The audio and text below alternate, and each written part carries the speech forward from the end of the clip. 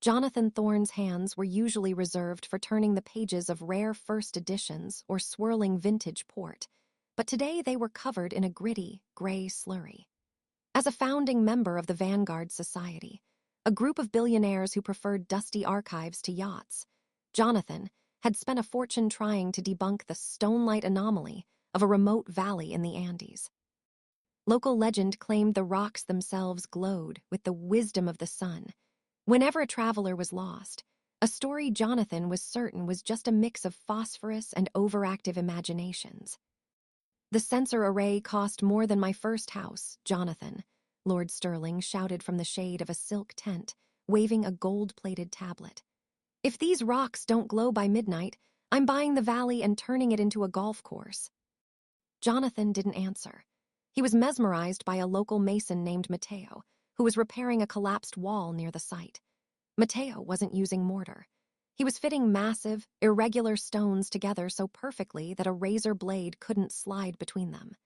This was the real mystery of the region, the ancient Inca technique of dry stone masonry, an artisanal skill that modern engineering still struggled to replicate with such grace.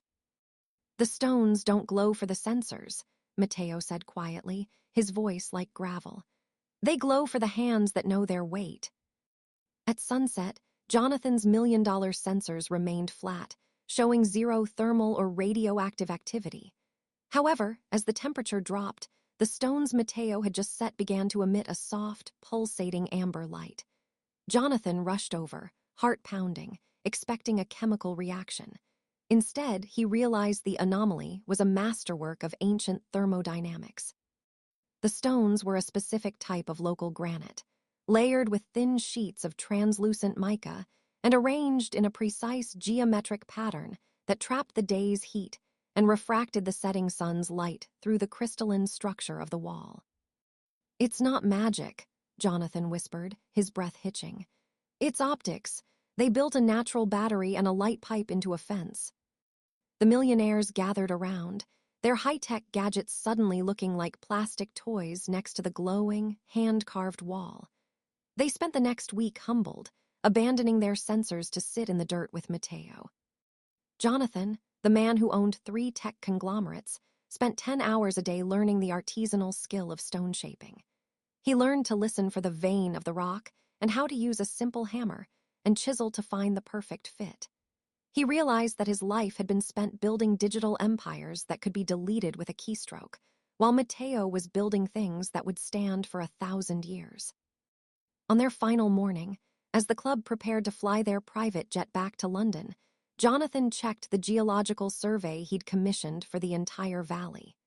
He had assumed Mateo was just a local craftsman, but the survey showed that the mason had been purchasing the land bit by bit for 40 years using an offshore account. Jonathan looked back at the wall and saw a small, polished stone he hadn't noticed before.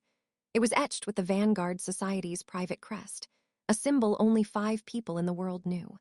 He realized Mateo wasn't a local student of the craft. He was the club's original founder who had disappeared at sea 30 years ago. He hadn't died. He had simply found something more valuable than $1 billion, the piece of a well-placed stone. Jonathan left his expensive watch on a rock for Mateo to find and boarded the plane with nothing but a heavy, hand-carved pebble in his pocket. He learned that the greatest mystery wasn't the light in the stones, but the weight of a life built with one's own hands. If you liked this story, please press the like button and subscribe to our channel.